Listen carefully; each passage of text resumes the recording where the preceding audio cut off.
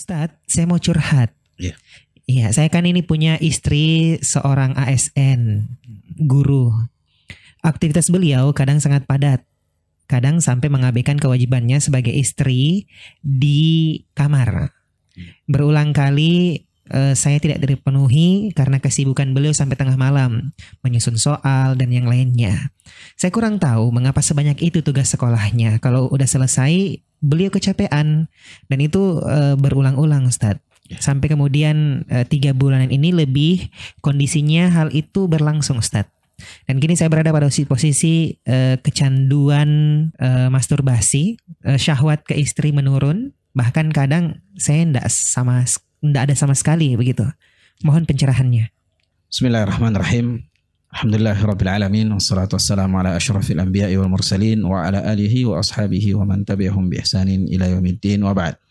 Kondisi yang disebutkan tadi dalam pertanyaan ketika seorang istri yang lebih banyak menghabiskan waktunya di luar.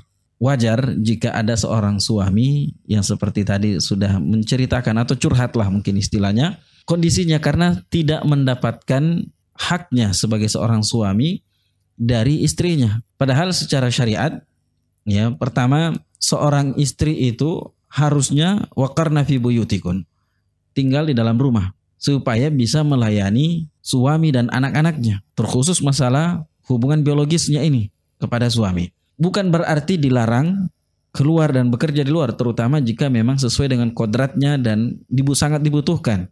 Rasulullah Shallallahu Alaihi Wasallam dalam hal ini sering menganjurkan, wahai para istri, jika suamimu menginginkan hal itu, dimanapun kalian berada selama tempat tentunya kondisi aman, maka berikanlah haknya. Bahkan Rasulullah SAW mengatakan walaupun di dapur, sementara masak kalau suami minta berikan haknya.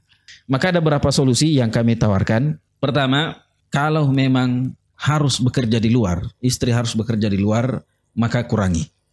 Ya, jangan sepadat itu dan selesaikan urusan kantor, urusan sekolah di sekolah. Sampai di rumah, urusan rumah tangga. Yang kedua adalah suami membantu menyelesaikan pekerjaan sang istri kalau memang harus ada yang dibawa ke rumah.